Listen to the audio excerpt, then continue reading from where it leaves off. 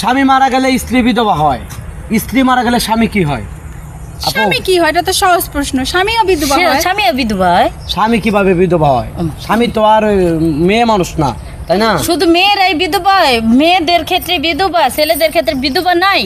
আপু শুনেন, আছে ঠিক আছে, কিন্তু এটা নাম আছে একটা। যেমন আপনি মেয়ে, আপনি বিধবা আপনাকে বলা যাবে, কিন্তু ছেলে মানুষকে কিন্তু বিধবা বলা যাবে না, তাদেরকে একটা নাম আছে।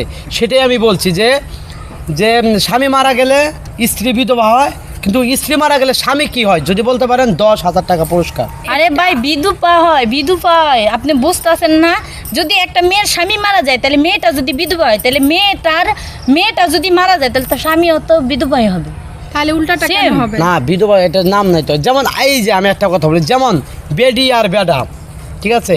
বেডিকে কখনো কেউ বেড়া বলতে পারবে না, বেড়াকে বেডি বলতে পারবে না, এটা একটা ভিন্ন ধরনের নাম। দর্শক, বেডিকে বেড়া বলা যাবে না, বেড়াকে বেডি বলা যাবে না। ঠিক তেমনি স্বামী মারা গেলে স্ত্রী বিধবা হয়, স্ত্রী মারা গেলে স্বামী কি হয়, সেটাই আমি আপনাদেরকে জিজ্ঞাসা করছি। যদি আপনারা বলতে পারে 10,000 টাকা পুরস্কার পাবে। আর হ্যাঁ, আপনারা যদি বলতে পারেন কমেন্টে অবশ্যই জানাবেন। আর হ্যাঁ, সাথে পাচ্ছেন 10,000 টাকা পুরস্কার। আপু, আর একটু চেষ্টা করে ঠান্ডা মাথায় একটু বলেন, আপনারা তো মেয়ে মানুষ, চেষ্টা করার কি আছে খুব এখানে? তাড়াতাড়ি চেষ্টা জান আর কি। শোনেন, এটাই হয়, কারণ এটা উল্টা হবে কেন? তাহলে কি হবে আপনিই বলেন। তাহলে তো আপনি বলে দেন, তাহলেই তো। না, আমি যদি বলে দিই তাহলে তো আপনার সাথে দাদা খেলা হবে না, বুঝছেন নাই? আপনি ধাঁধা খেলা হবে না, যেটা লিগেল সেটাই তো আমরা বলতেছি নাকি? আপনার কাছে কি বানোয়াট বলতেছি? না, লিগ্যাল তো ঠিক আছে, কিন্তু বিধবা নামটা তো হয় না, অন্য একটা তো নাম আছে, তাই তাহলে না? কি হয় ভাই, আমরা জানি না, বলেন আপনি। তাহলে দেবদাস হয়। তাহলে দেবদাস হয়। হ্যাঁ, দেবদাস তো তাকে বলে না। দেবদাস বলে কাকে?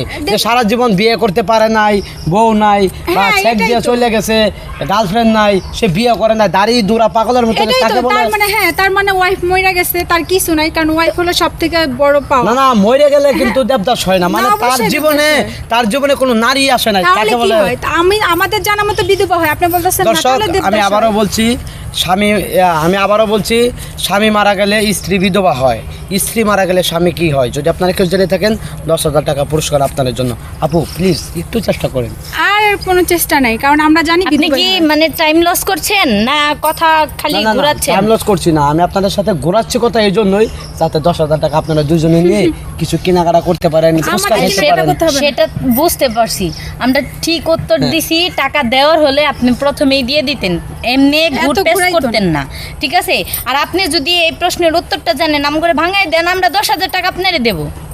হ্যাঁ, 10,000 টাকা আমরা আসলে আসলে এটা তো আপনার টাকা নেওয়ার জন্য তো আমি বলি নাই, আমি একটা দাদা খেলছি সেজন্য আর কি আরে বললাম। চল, তোর একটা ফাইজলামি। সময় নষ্ট করতেছে আপু এখানে।